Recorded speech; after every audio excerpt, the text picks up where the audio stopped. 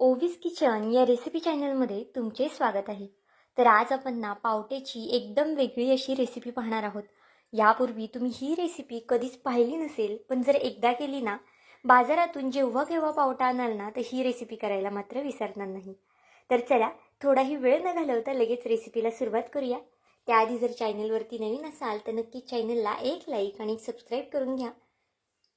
आणि सोबतचं बेलायकन सुद्धा दाबा, म्हणजे माझ्या असेच नवनवीन व्हिडिओ तुम्हाला पाहायला भेटतील. आता इथे पाहू शकता पावटा सोलून घेतला आहे. एक मीडियम आकाराचा टोमॅटोसुद्धा बारीक असा कट करून घ्यायचा आहे.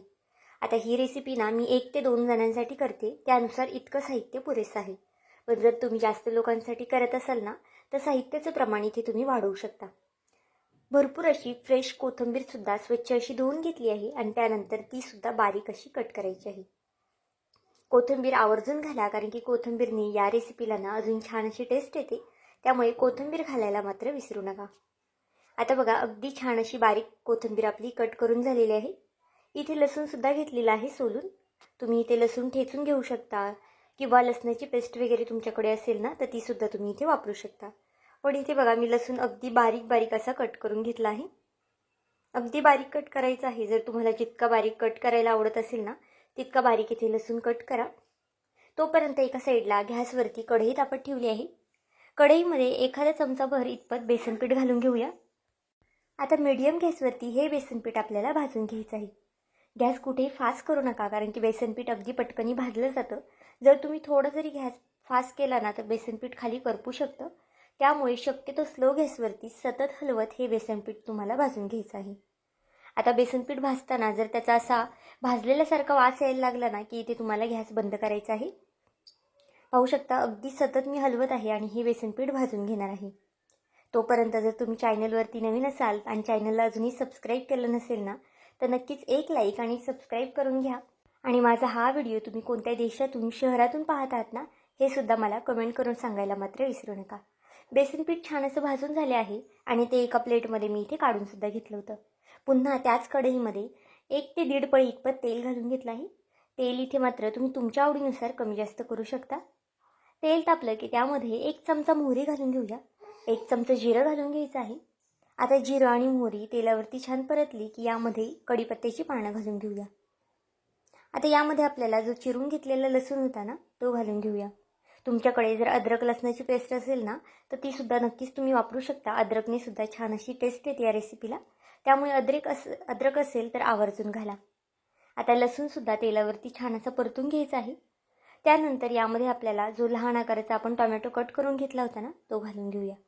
या रेसिपीसाठी शक्यतो टोमॅटो हा लाल रंगाचाच बघून घ्या, म्हणजे पिकलेला बघून घ्या, म्हणजे रेसिपीला अजून जास्त छान अशी चव येते. पाहू शकता, फास्ट गॅसवरती इथे सतत हलवत टोमॅटोसुद्धा छान असा परतून घ्यायचा आहे.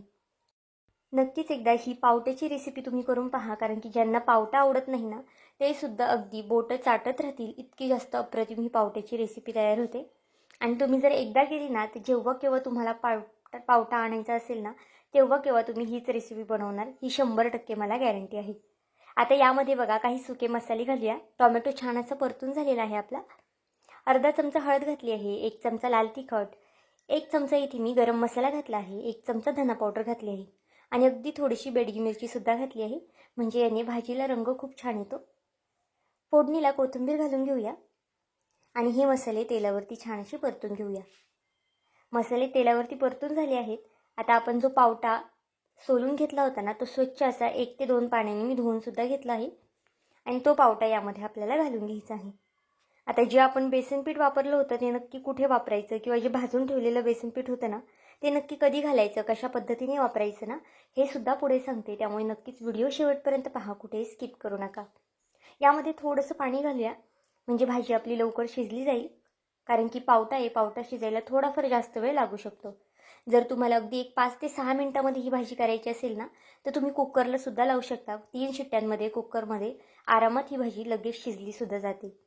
चवीनुसार मीठ घालून घेऊया आणि छान अशी भाजी मिक्स करून घेऊया.